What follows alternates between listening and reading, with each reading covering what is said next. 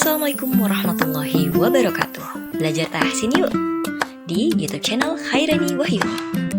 12 adab menuntut ilmu. Bismillahirrahmanirrahim. Assalamualaikum warahmatullahi wabarakatuh. Teman-teman semua yang Allah rahmati dan Allah cintai, Allah berkahi, hari ini aku ingin berbagi dan sharing-sharing tentang belajar Al-Quran. Allahumma salli ala Sayyidina Muhammad al-Fatihi lima ukhliq wal khatimi lima sabaq nasiril haq bil haq wal hadi ila siratikal mustaqim wa ala alihi haqqa qadrihi wa miqdarihil azim. Terima kasih masih setia di channel YouTubeku Khairani Wahyuni. Dan kali ini aku berusaha untuk tawadhu dalam memberikan materi tentang pengantar ilmu tajwid. Jadi jangan lupa ya, kalian juga perlu mengetahui adab-adab dari menuntut ilmu. Semoga kita semua yang ada dimanapun berada terjaga untuk tetap belajar dengan niat karena Allah Subhanahu wa Ta'ala.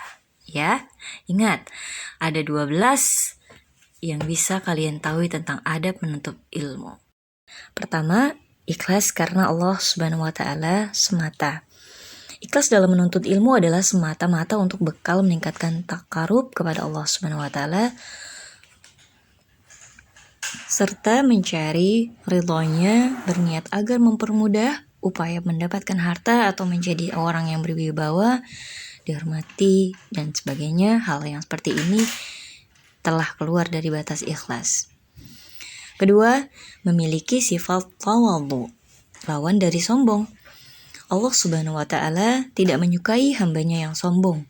Karena itu Rasulullah SAW dan para sahabatnya serta ulama salih selalu berupaya menyandang dan menghiasi setiap gerak, ucapan dan sikap mereka dengan sifat tawadhu ini. Ketiga, bertekad untuk mengamalkan ilmu dan menjauhkan diri dari segala maksiat yang besar ataupun yang kecil. Keempat, menghormati ulama dan majelis-majelis ilmu.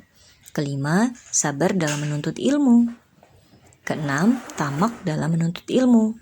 Ketujuh, jujur dan amanah dapat dipercaya. Kedelapan, zuhud terhadap dunia. Maksudnya, meninggalkan semua yang bisa melalaikan dari mengingat Allah. 9. Bersungguh-sungguh dan berdisiplin dalam menggunakan waktu. 10. Mengulang-ulang atau mengingat kembali karena takut lupa. 11. Menjaga kehormatan diri dan memiliki rasa malu, berakhlak baik. 12. Berteman dengan orang-orang solih. Seperti dalam Quran Surat Al-Furqan ayat 27-30 dan Quran Surat An-Nisa ayat 140. Seperti yang dikatakan Syekhul Islam Ibnu Taimiyah, barang siapa tidak membaca Al-Quran, sungguh ia telah meninggalkan Al-Quran. Barang siapa membacanya, namun tidak mentadaburinya, ia pun tergolong orang yang meninggalkannya. Dan barang siapa yang membacanya serta mentadaburinya, namun tidak mengamalkannya, ia telah meninggalkannya pula. Cukup banyak ayat Al-Quran ataupun hadis Rasulullah Sallallahu Alaihi Wasallam yang mengungkapkan beberapa keutamaan yang sangat memotivasi kita agar senantiasa membaca Al-Quran sesuai dengan kaidah tajwid, mentadaburi, mengamalkan, dan menghafalkannya. Antara lain, dari Abdullah bin Mas'ud radhiyallahu anhu, ia berkata, Rasulullah Shallallahu Alaihi Wasallam bersabda, barang siapa membaca satu huruf dari kitab Allah, Al-Quran, maka ia akan memperoleh pahala satu amal kebajikan, dan pahala satu amal kebajikan dilipatkan 10 kali. Saya tidak mengatakan bahwa alif lam mim itu satu huruf, tetapi alif satu huruf, lam satu huruf, dan mim juga satu huruf. Hadis riwayat At-Tirmidzi. Dari Aisyah radhiyallahu anha berkata, Rasulullah Shallallahu Alaihi Wasallam bersabda, orang yang ahli atau mahir dalam membaca Al-Quran, ia akan bersama para malaikat yang mulia lagi suci. Sedangkan orang yang tidak ahli atau mahir dalam membaca Al-Quran dan masih terbata-bata, walaupun sudah berusaha tanpa mengenal lelah, maka ia akan memperoleh 2 pahala. Hadis riwayat Bukhari dan Muslim. Dari Abu Hurairah radhiyallahu anhu, ia berkata, Rasulullah Shallallahu alaihi wasallam bersabda, tidak ada orang-orang yang berkumpul di salah satu rumah Allah untuk membaca dan mempelajari Al-Quran kecuali mereka akan memperoleh ketentraman, diliputi rahmat, dikitari oleh para malaikat, dan nama mereka disebut-sebut oleh Allah di kalangan malaikat. Hadis riwayat Muslim dan At-Tirmidzi. Dari Abdullah bin Amr bin Al-As dari Nabi Shallallahu alaihi wasallam, beliau bersabda, di akhirat nanti kepada para pembaca dan penghafal Al-Quran akan diperintahkan, bacalah dan naiklah ke surga dan bacalah Al-Quran dengan tartil, seperti engkau membacanya dengan tartil di dunia. Sebab tempatmu di surga berdasarkan ayat yang paling akhir yang engkau baca atau hafalkan. Hadis riwayat Abu Daud, Ahmad, dan At-Tirmidzi. Seperti dalam Quran surat Muhammad ayat 24. Maka apakah mereka tidak memperhatikan Al-Quran ataukah hati mereka sudah terkunci?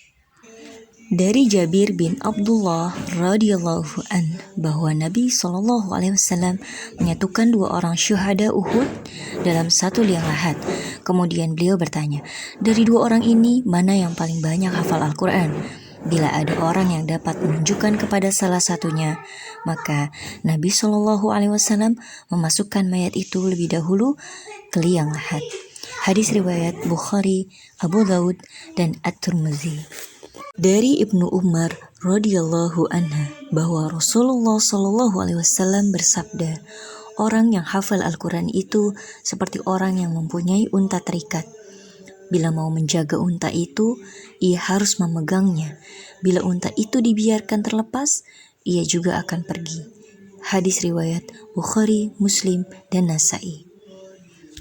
Dari Utsman bin Affan radhiyallahu anhu, ia berkata, Rasulullah Shallallahu alaihi wasallam bersabda, orang yang paling baik di antara kalian adalah orang yang mempelajari Al-Quran dan mengajarkannya. Hadis riwayat Bukhari, Abu Daud, At-Tirmidzi, Ibnu Majah, dan Ad-Darimi. Dan dari Abu Umamah Al-Bahili radhiyallahu anhu, ia berkata, saya mendengar Rasulullah Shallallahu alaihi wasallam bersabda, bacalah Al-Quran karena ia pada hari kiamat nanti akan datang untuk memberikan syafaat kepada sahabatnya, orang yang akrab dengan Al-Quran. Hadis riwayat Muslim. Alhamdulillah, kita bisa simpulkan kebutuhan kita terhadap Al-Quran ialah membaca sesuai kaidah tajwid, menghayati kandungan, mengamalkan pesan, dan menghafalkannya. Semoga kita diberikan kemudahan untuk bisa melakukan talaki musyafahah, yaitu belajar bertatap muka kepada seorang guru dan membaca Al-Quran dari Al-Fatihah sampai An-Nas.